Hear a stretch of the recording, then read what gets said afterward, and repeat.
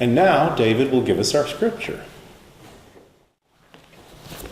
We have two readings this morning. The first is Psalm 139.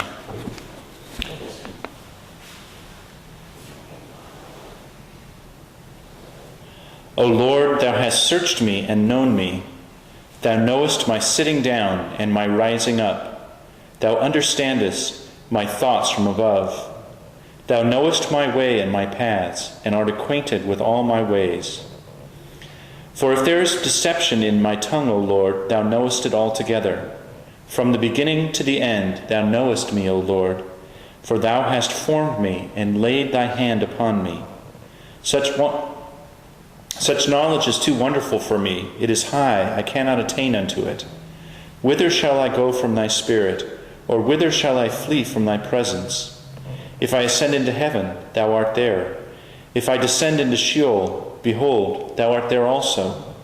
If I lift up my wings like those of an eagle and dwell in the uttermost parts of the sea, even there also shall thy hand lead me, and thy right hand shall hold me.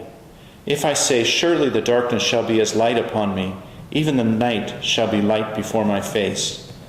The darkness shall not be dark to thee, but the night shines as the day, and the darkness and the light are both alike to thee.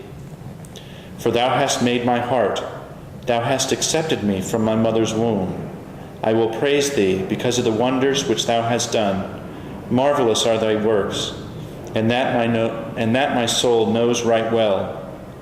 My substance was not hid from thee when I was made in secret, and marvelously wrought in the lowest parts of the earth. Thine eyes did see my substance, yet being imperfect, and upon thy books all these things were written, even before day was, and man was brought into existence. How precious are thy mercies to me, O God! How great is the sum of them! If I should count the best of them, they are more in number than grains of sand. When I awake, I am still with thee. Search me, O God, and know my heart. Try me and know my ways. And the second reading is from the Gospel according to Matthew, verse 10. Are not 2 sparrows sold for a penny? And yet not one of them will fall on the ground without your Father's will. But as far as you are concerned, even the hairs of your head are all numbered. Therefore, fear not, you are much more important than many sparrows. And now, Reverend Kenneth McCauley will give us our lesson sermon. Well, good morning, everyone. Today's sermon is entitled, You Are Someone Special. It's been a busy week.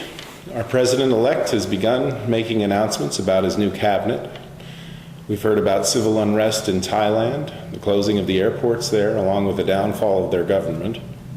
We've heard about terrorist attacks in a hotel in India, and most of us survived Black Friday and Cyber Monday.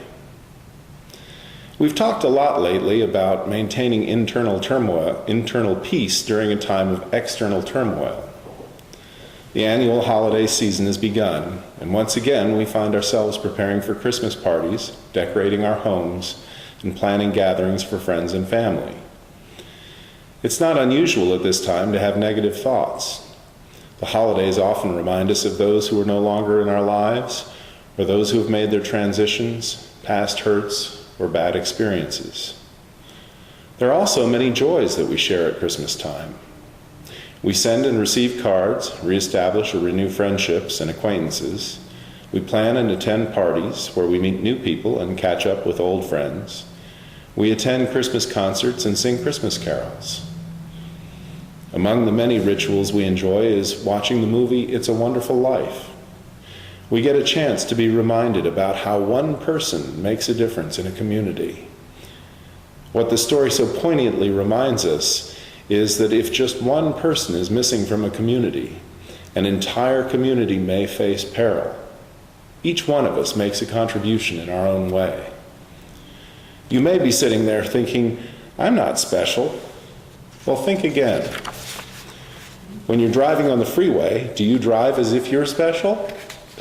Often it seems as though all the other drivers are, well, shall we be kind and say, not so bright? It seems to me that often the guy in front of me is someone stupid who doesn't know what they're doing. Recently, I found myself driving behind a guy who was reading the newspaper on the 405 freeway, not paying attention to the road, and it was too crowded to pass.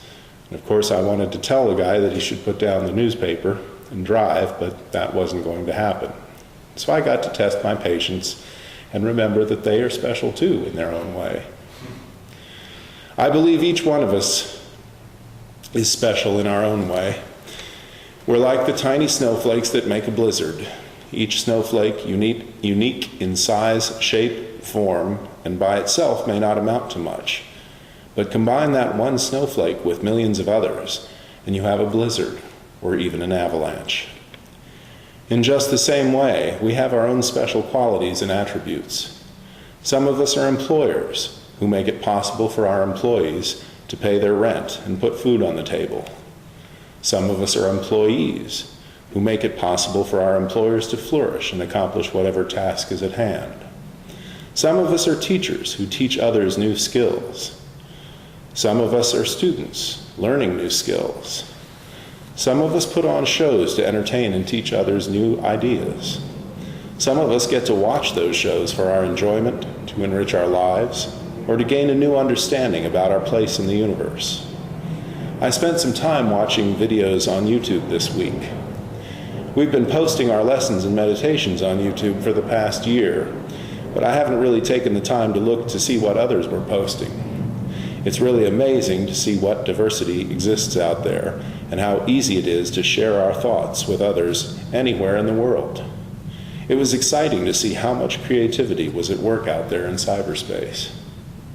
We've talked a lot this year about creating your own personal universe with every breath we take, every thought we think, every step we take, and in everything we do. We seemingly always have a choice about how we act and react to given situations. I'm still constantly learning that I can't eat as much ice cream as I'd like to every day.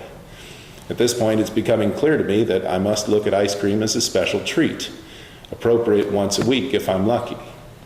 Chocolate is not one of the major food groups that I can eat at every meal as I would prefer, but when I do indulge, it's a special treat to be savored and enjoyed.